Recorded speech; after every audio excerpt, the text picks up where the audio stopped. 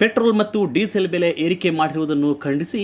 ದಾವಣಗೆರೆ ನಗರದಲ್ಲಿ ಜಿಲ್ಲಾ ಬಿಜೆಪಿ ವತಿಯಿಂದ ವಿನೂತನ ಪ್ರತಿಭಟನೆ ನಡೆಸುವ ಮೂಲಕ ರಾಜ್ಯ ಕಾಂಗ್ರೆಸ್ ಸರ್ಕಾರದ ವಿರುದ್ಧ ಆಕ್ರೋಶವನ್ನು ವ್ಯಕ್ತಪಡಿಸಲಾಯಿತು. ದಾವಣಗೆರೆ ನಗರದ ಜಯದೇವ ವೃತ್ತದಿಂದ ಆಟೋ ಮತ್ತು ಟ್ರ್ಯಾಕ್ಟರ್ಗೆ ಹಗ್ಗ ಕಟ್ಟಿ ಎಳೆದು ಎತ್ತಿನ ಗಾಡಿ ಓಡಿಸಿದ ಬಿಜೆಪಿ ನಾಯಕರು ಪೆಟ್ರೋಲ್ ಮತ್ತು ಡೀಸೆಲ್ ಬೆಲೆ ಏರಿಕೆ ಮಾಡಿ ಸಾಮಾನ್ಯ ಜನರಿಗೆ ಹೊರೆ ಏರಿರುವ ರಾಜ್ಯ ಕಾಂಗ್ರೆಸ್ ಸರ್ಕಾರದ ವಿರುದ್ಧ ಆಕ್ರೋಶವನ್ನು ಹೊರಹಾಕಿದರು. ನಗರದ ಜಯದೇವ ವೃತ್ತದಿಂದ ಪ್ರಾರಂಭವಾದ ಆಟೋ ಟ್ರ್ಯಾಕ್ಟರ್ಗೆ ಹಗ್ಗ ಕಟ್ಟಿ ಎಳೆಯುವ ಪ್ರತಿಭಟನೆ ಉಪವಿಭಾಗಾಧಿಕಾರಿ ಕಚೇರಿ ಸಮೀಪ ಪಿವಿ ರಸ್ತೆಯಲ್ಲಿ ಮಾನವ ಸರಪಳಿ ನಿರ್ಮಿಸಿ ಮುಖ್ಯಮಂತ್ರಿ ಸಿದ್ದರಾಮಯ್ಯ ಅವರಿಗೆ ಧಿಕ್ಕಾರವನ್ನು ಬಿಜೆಪಿ ನಾಯಕರು ಕಾರ್ಯಕರ್ತರು ಕೂಗಿದರು.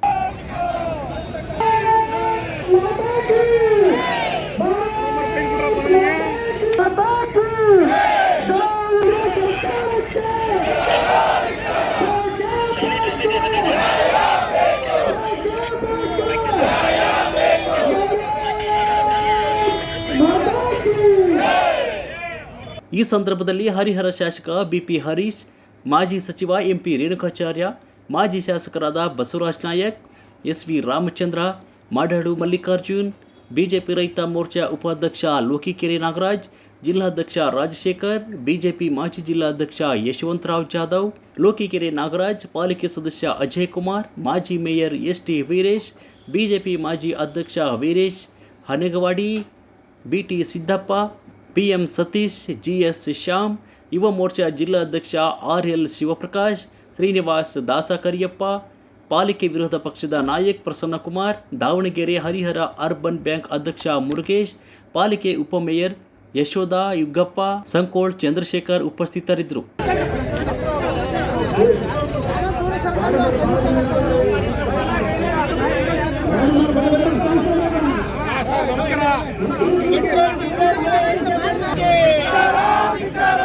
ರಾಜ್ಯದ ಅಧ್ಯಕ್ಷರಾದ ವಿಜೇಂದ್ರ ಅವರ ಮತ್ತು ಪ್ರತಿಪಕ್ಷ ನಾಯಕರಾದ ಆರ್ ಅಶೋಕ್ರವರ ನೇತೃತ್ವದಲ್ಲಿ ರಾಜ್ಯದ ಉದ್ದಾಗಲಕ್ಕೆ ಎಲ್ಲ ಜಿಲ್ಲೆಗಳು ಜನ ವಿರೋಧಿ, ರೈತ ವಿರೋಧಿ, ಮಹಿಳಾ ವಿರೋಧಿ, ಅಭಿವೃದ್ಧಿ ವಿರೋಧಿ, ಹಿಂದುಳಿದ ವರ್ಗ, ಪರಿಶಿಷ್ಟ ಜಾತಿ ಪಂಗಡ ಎಲ್ಲ ವಿರೋಧಿಗಳ ಸರ್ಕಾರ ಕರ್ನಾಟಕದಲ್ಲಿ ಈ ಸರ್ಕಾರ ಜನರಿಗೆ ಸುಳ್ಳು ಹೇಳಿ ಮಕ್ಕಳು ಟೋಪಿ ಹಾಕಿ ನೀವು ಅಧಿಕಾರಕ್ಕೆ ಬಂದ ಮೇಲೆ ಅಗತ್ಯ ವಸ್ತುಗಳು ಎಲ್ಲ ದಿನದಿಂದ ಜಾಸ್ತಿ ಆಗ್ತದೆ, ದರವನ್ನು ಇಳಿಸಬೇಕು,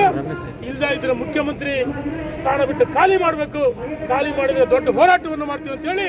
ಈ ಸರ್ಕಾರಕ್ಕೆ ನಾವು ಎಚ್ಚರಿಕೆಯನ್ನು ಕೊಡ್ತಾ ಇದ್ದೀವಿ.